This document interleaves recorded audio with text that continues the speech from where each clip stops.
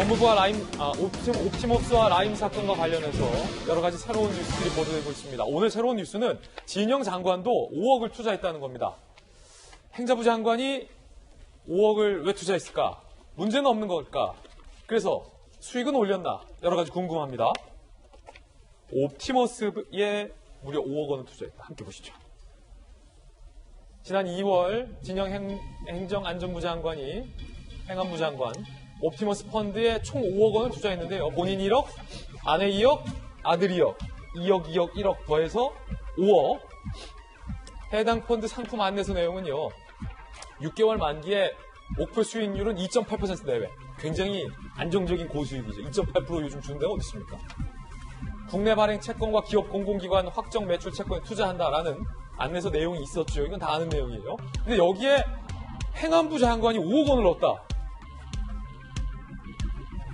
진영 행안부 장관 가족 투자 상품 만기 8월. 그런데 옵티머스 펀드가 6월부터 환매 중단. 야, 만기 2달을 앞두고 이 옵티머스 사태가 터진 겁니다. 그러니까 진영 장관은 5억을 돌려받지 못할 가능성이 현재 크죠. 진영 장관 측은 평소 거래하던 NH투자증권 직원이 펀드 투자를 권유해서 가입한 것이다. 우리도 손해봤다. 큰 손해죠, 5억이면. 라고 얘기를 하고 있습니다. 그런데 야당에서는 심상치 않게 보고 있습니다.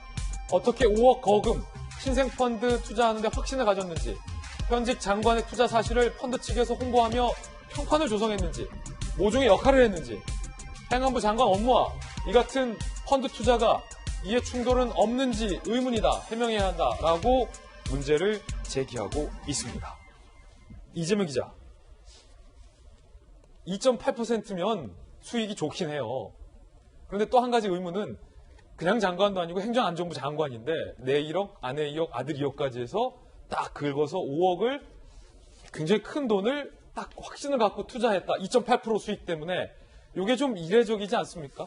물론 장관도 투자할 수는 있겠지만. 물론이죠. 예. 그리고 뭐 장관 이제 고위공직자가 주식에 직접 투자하는 건 여러 가지로 제약을 받죠. 그렇지만 이제 펀드 투자는 사실 문제가 없기 때문에 뭐 이 자체가 불법이다 이렇게 볼 수는 없을 것 같습니다. 네. 거기다 본인도 뭐 증권사에서 투자를 권유해서 샀다는 거고 본인이 오히려 피해자다, 손실을 보게 생겼다 이렇게 얘기했기 때문에 5억 손실. 그렇죠. 근데 이제 뭐 야당에서 주장하고 있는 것들 과연 무엇을 보고 이 5억이라는 큰 거금을 펀드에 넣었는지 그리고 또 하나 지금 야당이 주장하는 게 진영 장관의 이름을 통해서 이 옵티머스라든지 이 투자 판매사들이 활용한 거 아니냐, 홍보에 이런 얘기가 있는데 이 의혹이 왜 중요하냐면 옵티머스 경영진이 작성한 문건이 있죠. 거기에 이제 그게 이미 검찰에 압수수색이 돼 있는 상황인데 거기에 보면 정부와 여당 관계자들이 프로젝트 수익자로 참여했다 이런 표현이 있습니다. 근데 지금까지 참여자가 공개된 적이 없었는데 실질적으로 진영 장관이 실제 옵티머스 관계자를 통해서 했는지 알 수 없으나 일단 참여한 중요 여당 인사, 여권 인사가 확인된 거죠. 그런 점에서 정말 이 문건과 어떤 연관이 있는 건가 이런 이제 의혹이 드는 거고 설령 이게 아니더라도 이런 문제가 제기될 수 있습니다. 이 펀드가 그냥 일반적인 주식이나 부동산에 투자하는 펀드가 아니라 공공기관 매출 채권에 투자하는 펀드입니다. 공공기관 그렇죠. 매출 채권. 근데 공공기관 매출 채권이란 결국 공공기관의 관급 공사들에 투자를 하는 건데 사실 관급 공사라는 거 어떻게 보면 행정안전부와 직접적으로 연관이 돼 있다고 볼 수 있죠. 그런 점에서 일각에서는 결국 진영 장관이 행안부 장관으로서 어떤 이해 충돌이 있는 거 아니냐 이런 지적도 하고 있어서 아마도 조만간 이제 진영 장관이 이거에 대해서 해명을 하지 않을까 생각이 됩니다. 아니, 김용주 의원님. 네. 일단은 드러난 팩트는 진영 장관이 큰 손실을 봤다.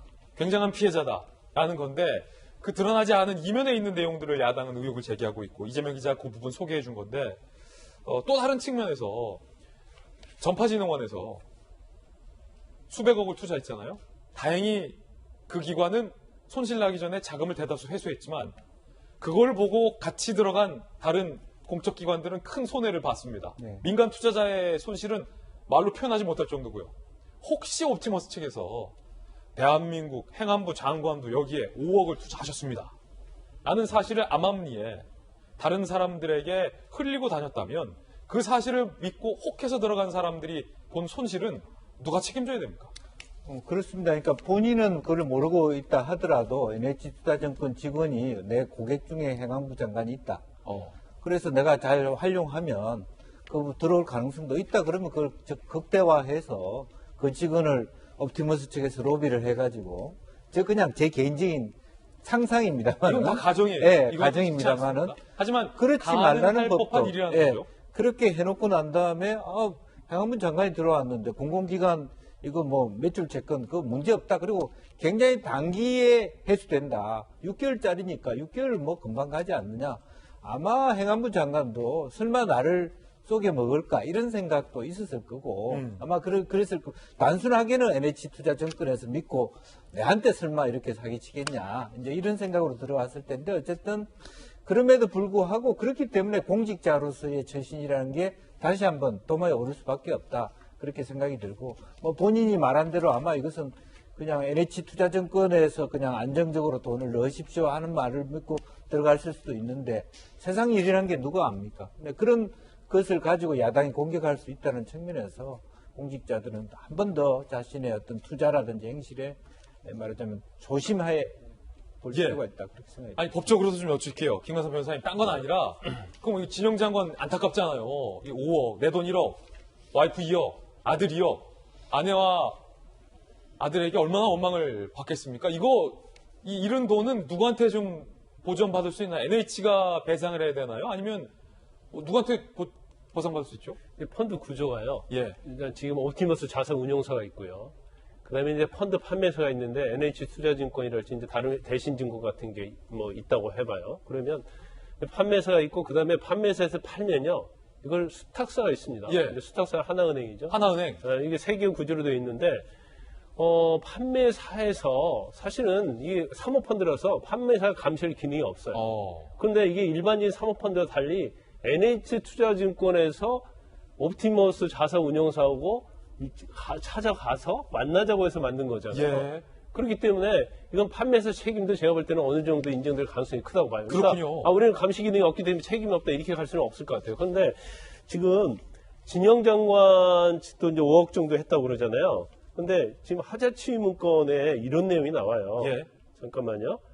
정부 여당 관계자들이 프로젝트 수익자로 참여하고 있어서 정상화 전 문제가 불거질 경우에는 권력형 비리로 호도될 우려가 있다. 이 내용이 나와요.